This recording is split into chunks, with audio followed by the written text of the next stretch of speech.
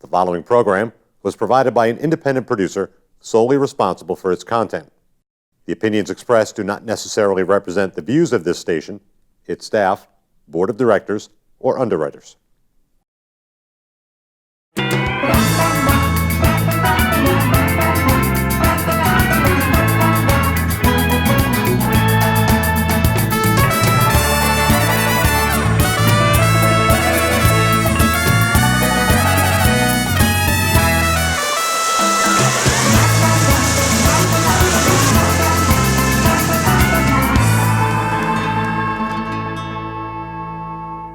Hello and welcome to the Happiness Jungle TV show. I'm your guest host, CamiBaker.com, and we have the privilege and honor and lots of fun in having a friend from down under. Michael Griffiths is a gentleman who is a speaker and a coach and a mentor business strategist whom I virtually met a couple of years ago. We were going to share a stage together, and I ended up not going to that event, but we developed a bit of a relationship via the Skype and the Zoom, and I've been interviewed on his show, but he hasn't been on mine yet. So I just can't wait to hear what new things are going on for Michael Griffith. Michael, please share with our viewers a little bit about yourself and your company.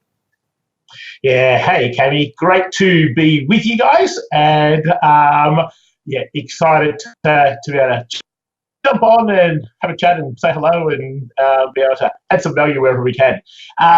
We're the founder of Referral Marketing Guru and specialise around the globe in helping professional service type businesses, coaches, consultants, businesses who need more referrals. So don't worry about any other sort of marketing other than referrals. That's what we focus in on. So we're lucky enough now that we get to travel the globe and help people build their business through referrals and partnerships.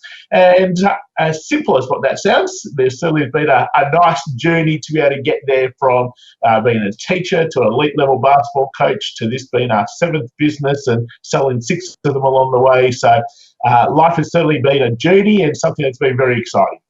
Well, I tell you, these days with people being so afraid of the phone and not making as much eye contact, I feel like social media has us being the most antisocial creatures ever. So, with building referral base, you should be busier than ever. Yeah, very, very true, very true. And I think doesn't matter what sort of widget or platform or algorithm comes along, people are still enjoy being sold to by humans, and most people buy through people they know and relationships. So the good old word of mouth referral strategy will never die. It just probably gets a little bit improved, and the way you can do things is a little bit different as technology changes and as human behavior changes. Well, talk to us about that. So give us a couple of little nuggets as to what it is that you help your clients to do to build those referrals. Yeah, I think the common sort of misconception is if I go out and I know someone, then they will find business for me. And it's so much more than that. Just because you go to networking events or you go to a conference and you hand out business cards and then all of a sudden we go, oh, well, this person knows me. So if they happen to find someone who needs what it is I do, I'm sure they'll remember me and pass the business on my way. Well, no. When you think that we like doing things with people who we know, like, and trust, and therefore a relationship is needed to be able to get people to know, like, and trust you. But it becomes more than that. It becomes, how do we put in place some sort of structure that not only when there is no like and trust, we're creating action plans with each other. So quite often people will go, well, I've got this network, you've got a similar sort of network, we don't compete with each other. How about you look out for me and I look out for you? And in theory, that sounds really good. But as we know, very little happens. We get busy, life gets in the way, we get pulled this way and that way, and in the end, we just don't do what we think we're going to do. So when you have consistent contact with someone where you're creating action plans of how you can actually help one another, that's when good things actually will take place and you can actually start passing referrals to one another. So I think the first thing is be more proactive rather than just being, I suppose, a scattergun of, well, I know lots of people now know me, they should be able to pass me business. Well, no, they're not going to. We've got to be able to find ways to actually help one another. And even if it's just one way, what's one thing I can do to be able to help you right now? If you did that every week with that person, we'd be amazed how many more opportunities people would actually create for us. So that's probably the starting point. You know, there's so much to be said about what you just said. I have been to thousands of networking events, and I mean, when I say that, I'm serious. When I lived in New York City, I have been known to go to 5 networking events in a day. Not in a week, in an actual day, 7 o'clock in the morning, noontime, afternoon, evening, and met tens of thousands of people. And there have been so many cards that have been exchanged. I almost feel like I'm a little jaded about it at this point. I was just at a networking event last night, and somebody asked me for my business card, and I give it to them, but I know it's just a wasted piece of paper. I know that they are never, ever, ever going to be the one that reaches out to me. And I know that when I reach out to them, even when I say, hey, you're an insurance person, I need insurance, here's my card, even then they don't call you back. It's the craziest thing that you meet all these people that not only don't know how to network, but can't even return a phone call or an email or a Facebook message. So, what you do is so needed. Give me an example of a way to help these folks to interact with one another. Like, just an example. Yeah, I think the starting point is people make this bigger than what it needs to be. It's like, how am I getting married before I even go on my first date? So we make it in our mind so much bigger than what it needs to be that in the end we just don't do anything about it.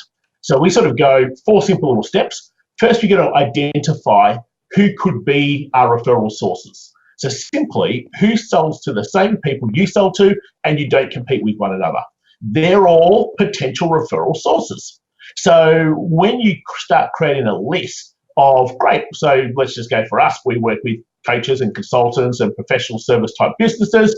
We might go, well, they might need other types of marketing people. They might need web people, IT people, HR people, accountants, attorneys. They might need people who they might go to particular conferences or read particular types of publications. They're all particular referral sources for us. So the second thing is we've just simply got to ask. And this is what we just don't do enough of, where we just simply go, so Cami, I see we've got similar sort of networks. Shall we talk about how we might be referral partners or how we might be able to help one another? And that's it. It's either yes, I do want to do that, or no, I don't. Don't even think of anything past that first asking point. And I think we don't ask because we go, well, what happens if they say yes? What do we do next? And then what happens? And then what happens? And then what? Doesn't matter. They haven't even said yes yet. So get the first date by asking. So then someone says yes. Perfect. Well, let's now have a conversation to see if there's a fit or not. And we don't have to meet up for coffee. I think we just waste so much time with meeting up face-to-face with people. You jump on Zoom, you get to see each other or Skype, and in 10 minutes, you know whether this is somebody who you can do things with or not through having a quick little conversation with them. When in my conversation, I look for, do we have the same mindset? Do we have the same values? Do we have the same networks? Do we actually really want to help this person or not? And you can tell that within the first few minutes of whether you want to work with this person and be referral partners with this person or not. So let's say, yes, there's a good fit. So before we head up, let's find one way to help each other. And that's just simply going, so here's what I'm thinking here, Cam. How about we find one way to help each other? Is there something that I could do that promotes you or gives you exposure to our networks or helps you in one way? And then law of reciprocity, you're probably going to ask me the same thing. And we're going to find one way to help each other. Now, if that's easy to do, we follow through, we have, it's fun, then let's keep doing things down the track. But at least you'll know there and then whether it's a good person to do things with or not. So I think that's a simple little 4 steps to go through to start creating referral sources.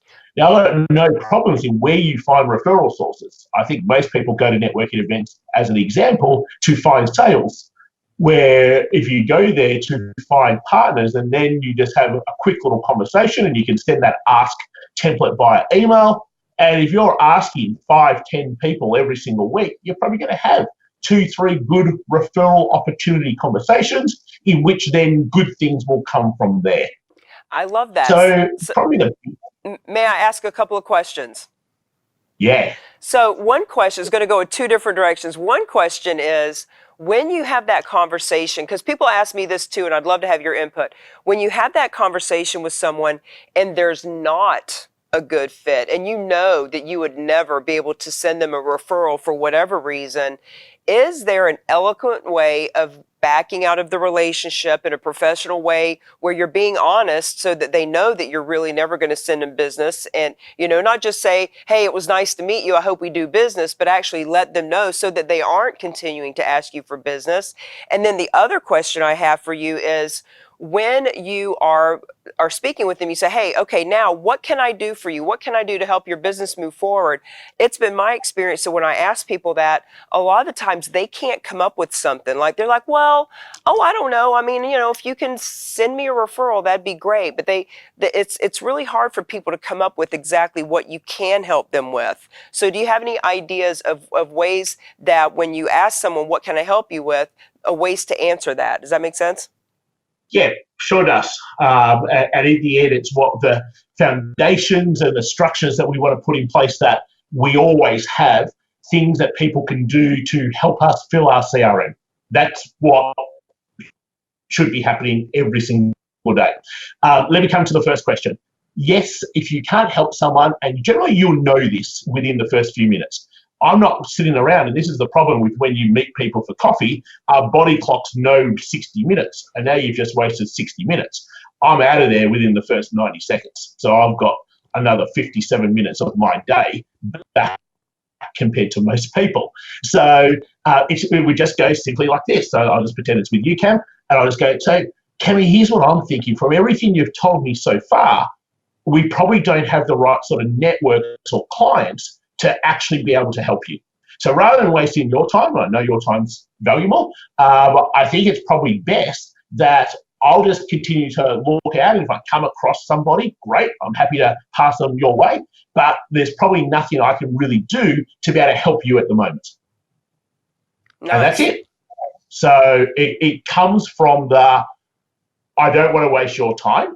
I appreciate what you're doing and your time's valuable, and I probably just really can't help you. So, and even if I know I can help someone, but their mindset or their values or they're just not the right type of person I want to deal with, it's still exactly the same thing. So it just comes from the perspective that, unfortunately I can't help you. I'll still look out for you, and if something happens to come on to my plate, great, happy to shoot it over, but that's sort of what it is. So that's how we would handle that particular one. For the second question, so when we talk to our partnership club guys, it's all about filling your CRM. Get people to do things that put people into your CRM. That's where you're building your audience. And if you don't have an audience, you've got no one to sell to. So, for example, with us, we'd always have partners promote our 9-point referral game plan or our $1 million referral system guide. So some sort of tool that gets people into your CRM. Now, for most people, they've got no clue about that. That's not on their radar or what they've been taught. So generally when someone's got no clue of what to answer there, I'll say, is there something that I could promote? Have you got an article or a blog or a video or something like that I could share with my network? At least that gets them doing something. Because for most people, they've got something like that they've done. Or if they haven't done an article or a blog or a video, would you like me to share your website or your LinkedIn profile with our network? And hopefully they've got one of those two things. And now for them, that's over the moon. They're really happy that someone's willing to do that, because for most of the time, no one's ever done anything for them. So that makes them sort of ecstatic. So it's just a matter of just prompting that what could I share, what could I give exposure to our networks, and if they're still a little bit stuck, then I go, do you have some articles or a video or a blog on your website? And if they look blankly at me, do you have, I can share your LinkedIn profile or just your website with our network? And again, if they've got none of that, they're probably not going to be a great partner anyway, because they just don't have things around them. Well, I love how you always get to the point. And I know we talked a year or so ago, I talked to you about how when I get on the phone for a discovery call, that I can be on the phone for an hour. And you said, oh, no, you need to be able to pre-qualify people in 10 minutes. And so can you talk about how when you get on the phone with someone who is a potential client, how to really keep it short and to the point and really qualify if this is someone that should be working with you? Yeah, great. And I think we take it now even steps further. So for most people, if we sort of just picture, most people have two circles. They have circle number one, attract. In fact, most people chase, but we've got to attract people who are actually interested in the solutions we have. So when you think about it, you've got people out there who have a pain point and are looking for a solution. That's what you call your audience. So that's circle number one. We've got to be able to attract our audience. Then for most people, they go straight into circle number 4 in our world, and that's sell. And they miss out on the most two important circles, 2 and 3. So instead of just going attract, sell, where 90% of people you've attracted aren't ready for a solution yet, so now you're actually selling to people who don't want a solution at the moment, we've got to go attract, then get people to raise their hand saying, yes, I actually want a solution. Then we've got to go to that circle number 2. Then the people who raise their hand, we need to qualify in some way. And we do that through our referral growth plan questionnaire. So we don't even speak to them until they do that particular little questionnaire, so we can understand what's working, what's broken, what's missing. And then we can see how we can actually help them. So now we can actually get on a call to work out what it is that we might be able to do and how there might be a fit. So I think with all of this, it's about having structure and processes that just make things easier. And whether it's around having the right sort of conversations, whether it's about finding the right sort of people, whether it's about getting to the point or not, it's about just being clear on what are the structures and processes that allow those things to happen. I love it. I love that you have the processes in place. So are these the kinds of things that you teach? Because I know you fly to the States and do 40, 50 speaking engagements a year. When you have one of these live events, what exactly what are the processes you go through at the event? Yeah, there's so much that sits in my head. It's fun. So we have our own member events in which we're building out what we call our $1 million referral system. So that's all about how do we get our audience at the top of the funnel, how do we nurture our audience in the middle of the funnel, and how do we sell to our audience at the bottom of the funnel. So we're building out those processes and systems. Other times we're talking purely around referrals and how to build referral sources, create joint ventures, systemize client referrals. At times we're talking about our networks and how to grow our networks with the perfect people, how to engage with our networks so they create opportunities with you day in, day out, and how to create conversations with our networks so that you're always getting opportunities. Other times it's around partnerships and how do you leverage partnerships so that you leverage en masse into large numbers. How do you get partners to fill your CRM for you? And how do you gain mass exposure through partnerships? I think that's probably one of the big ones is we love being able to get exposure, but if we're only ever speaking to our own people, that's nice. But imagine if you got to be in front of people who didn't even know you existed. That's where the fun starts to happen. And that can really happen through partnerships on a big level. So there's sort of 3 key areas of referrals, networks, and partnerships that we're sort of always focused in and around on.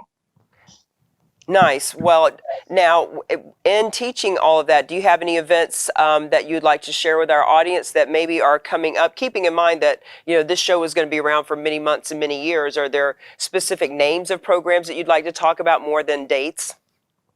Yeah, I think probably the best thing to do is to help people, like if getting referrals or filling your leads bucket and just getting more prospects to speak to is a bit of a pain point, grabbing the 9-point referral game plan is probably the best thing to do, because then you'll always know what's coming up rather than trying to give a whole bunch of things. So it's just simply michaelgriffiths.com.au/plan.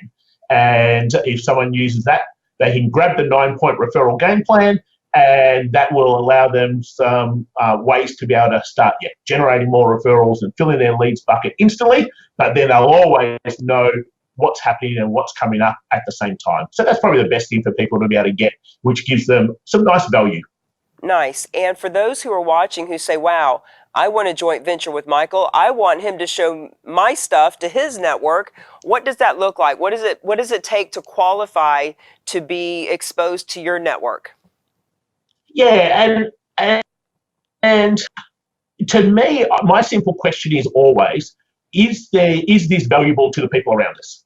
And if the answer to is this valuable to the people around us is yes, then perfect. That's what we're looking for. The mistake, and I came across someone last week when I was in LA, and the mistake that people make is they go, well, if I share other people's things, then they won't remember me or they won't buy from me. Okay, absolute rubbish. If they constantly hear from you only, then eventually they're going to get bored with you. So you need to show your network, the people around you, that you're a hub, that you've got a whole range of other people around, other experts around that you can tap into.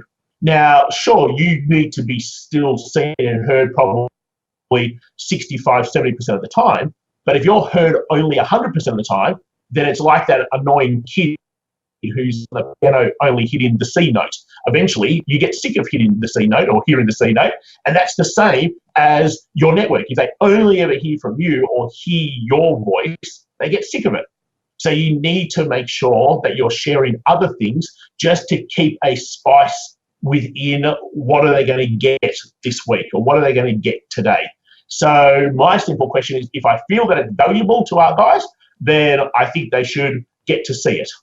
Well, absolutely. And I'm all about abundance and about collaboration. And, our audiences are exactly the same.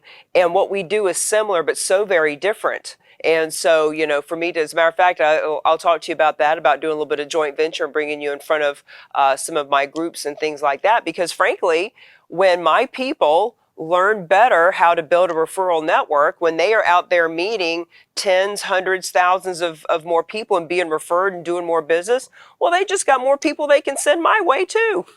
Yeah, very, very true. Very true.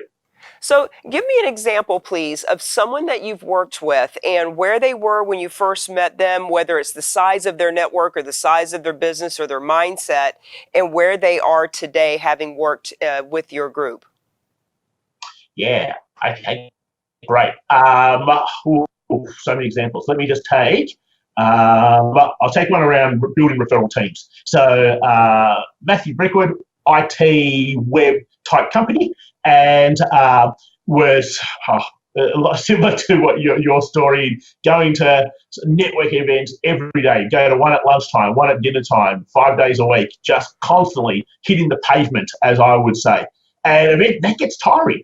And when you go to events constantly and you just meet one or two good people out of 30 every single time, you sort of end up going, is my time being used the best here? So really Matt's approach was, if more people see me and have my card, then more people will give me business. Yeah, probably not. So we started building referral teams with Matt. So Matt now, when I look back, he started with us back in 2014, sort of been around us now for nearly 4 years. 2014 had 5 good referral sources, and that generated him $250,000 worth of new business just from those 5 people. Fast forward now, and he only has 12 good referral sources, but those 12 people pass him a piece of business each just about every 90 days. So you think that's 12 pieces, and now his isn't just little $1,000 websites. His is like anywhere from $50,000 through to $1 million projects. well, in 2018, he generated $7 million just from his 12 referral partners. That's it. So you see, from going to lots and lots of events to having a structured team of referral sources that he kept relationships with, he spoke to, and they would pass 12 new pieces of business pretty much every 90 days, one each, and that feeds the whole business of his. So there's sort of example of how building your referral teams, and even if you don't have $20, $50 million projects, still, if you got, let's just say, 10 referrals every single month from 10 people, one each, what would that do to a business? Even if it was only $1,000 sort of sale, that's an extra $10,000, $100,000 a year that would be added just by having a good referral source of 10 people. You've got people like James Short, who helps realtors duplicate and build their team and be a better leader for their teams. And he uses his networks probably better than just about anyone else I know. So we have things like our personal engagement plan, our front of mind plan, social conversation plans. And that's all about using your networks more effectively. How often do you reach out, say hello? How often do you like things? How often do you invite people to things? How often do you connect people in your network to things? In other words, do things every day to your network that make them feel warm and fuzzy. Because if you're making your network feel warm and fuzzy, it's really hard for them to get you.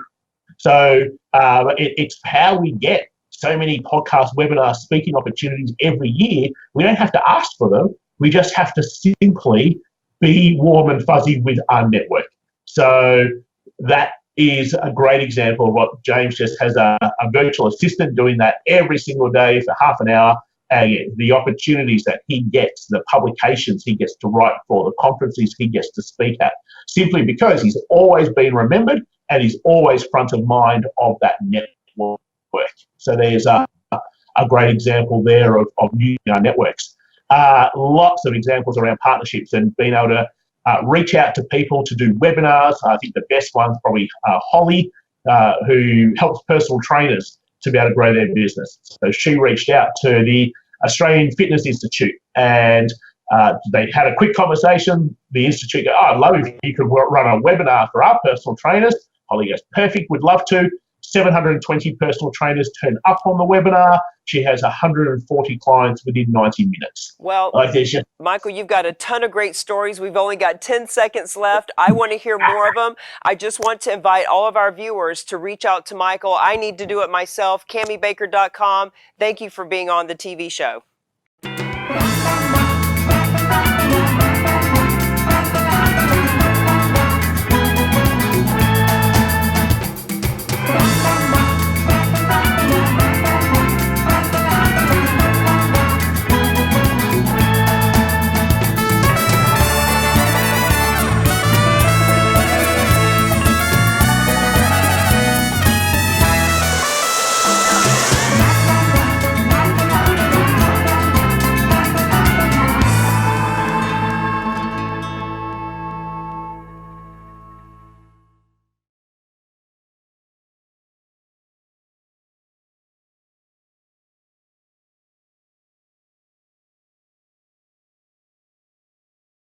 The preceding program was provided by an independent producer solely responsible for its content. The opinions expressed do not necessarily represent the views of this station, its staff, board of directors, or underwriters.